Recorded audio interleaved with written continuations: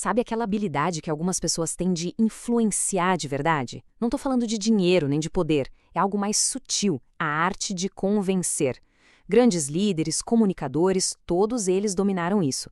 E o segredo por trás dessa capacidade é algo que a maioria de nós nem imagina. Então, fica a pergunta: por que certas pessoas têm esse poder de influência quase magnético?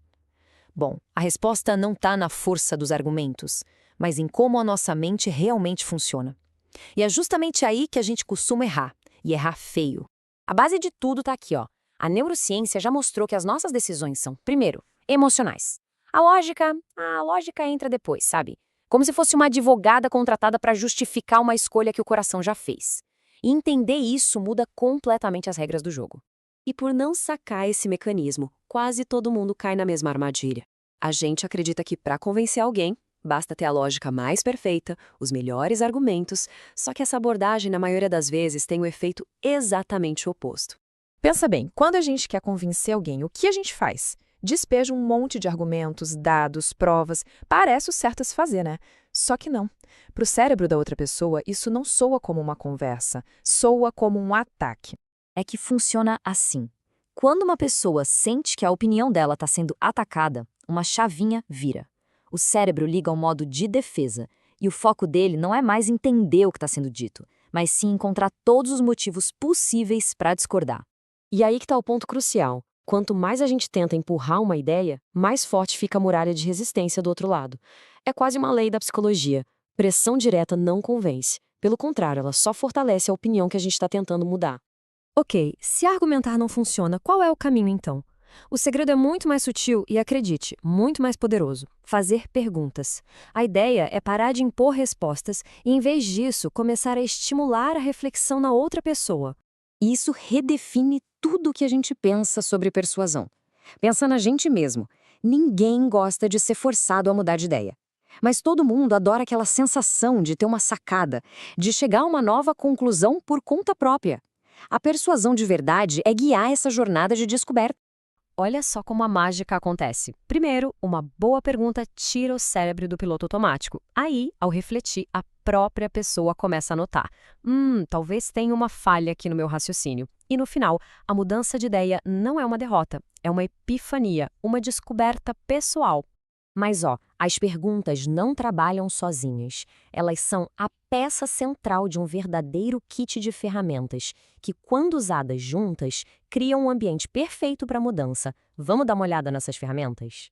E essa estratégia não é de hoje não, viu? O filósofo Sócrates, lá na Grécia Antiga, já tinha aperfeiçoado isso.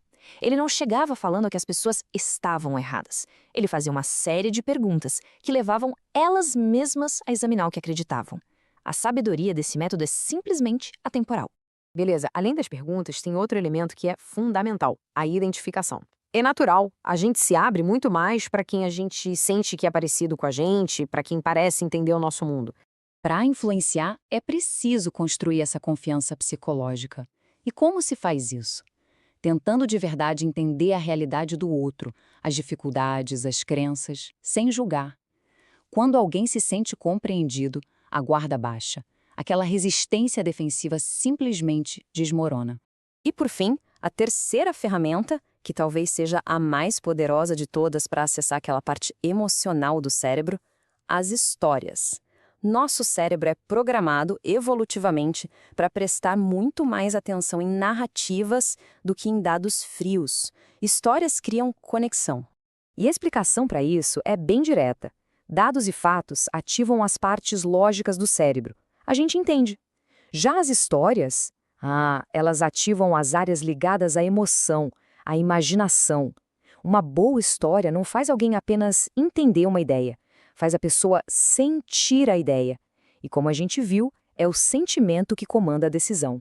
Então, quando a gente junta todas essas peças, as perguntas, a identificação e as histórias, surge uma perspectiva totalmente nova sobre o que é convencer. Deixa de ser uma batalha de argumentos para se transformar em algo muito mais construtivo. A grande virada de chave é essa, sabe? Quanto mais a gente tenta vencer uma discussão, maior a chance de que, no fim, todo mundo saia perdendo. A verdadeira influência, aquela que permanece, não nasce do confronto. Ela nasce quando a gente consegue criar um espaço seguro, um ambiente onde a curiosidade e a reflexão podem acontecer.